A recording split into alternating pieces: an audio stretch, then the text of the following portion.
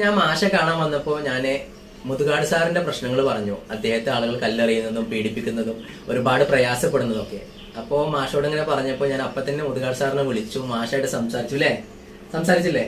സംസാരിച്ചു. പക്ഷെ എനിക്ക് മനസ്സിലായത് എന്താ വെച്ചാൽ, ഞാൻ ചെറിയൊരു എക്സാമ്പിളോടെ നല്ലൊരു അഗ്നി കൊണ്ടുണ്ടാക്കി തീ കൊണ്ടുണ്ടാക്കി നമ്മൾ അതിൽ വരുന്ന പാറ്റകളോ പക്ഷികളോ വേറെന്തെങ്കിലും ആക്രമിക്കാൻ വന്നാൽ അതിൽ വീണ് നശിക്കുകയുള്ളൂ. അല്ലാണ്ട് തീ കെടില്ല. വരുന്ന ആ പ്രാണികളും ഈച്ചകളും അതിൽ ആക്രമിക്കുക എന്ത് വന്നോ അതായത് വീണ് വെന്തുരുകി പോവും. സാറിന് എന്ത് സംഭവിക്കാം?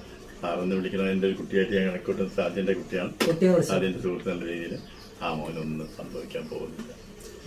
ഒന്നും സംഭവിക്കില്ല. ഇപ്പൊ ഈ ഇല്ലാവചനങ്ങൾ പറഞ്ഞ അദ്ദേഹത്തെ ക്രൂശിക്കുന്ന ആളുകളുണ്ടല്ലോ, അവരോട് എന്താ പറയുന്നത്?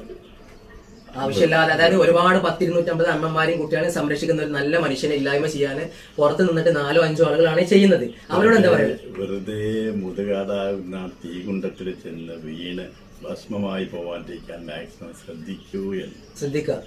ഓക്കെ, ഇല്ലാവചനങ്ങൾ പറയാതിരിക്കുക, മറ്റുള്ളവരെ സന്തോഷം കെടുത്താതിരിക്കുക, അത്രേ ഉള്ളല്ലോ. സ്വയം തെറ്റെന്തിനെ കണ്ടെത്തുക, സ്വയം തെറ്റ് കണ്ടെത്തുക. മറ്റുള്ളവരെ തെറ്റ് കണ്ടെത്താൻ ശ്രമിക്കുന്നതിനേക്കാൾ നല്ലത് സ്വയം നമ്മളിലേക്ക് മാത്രം നോക്കുക, സ്വയം തെറ്റ് കണ്ടെത്തുക. അത്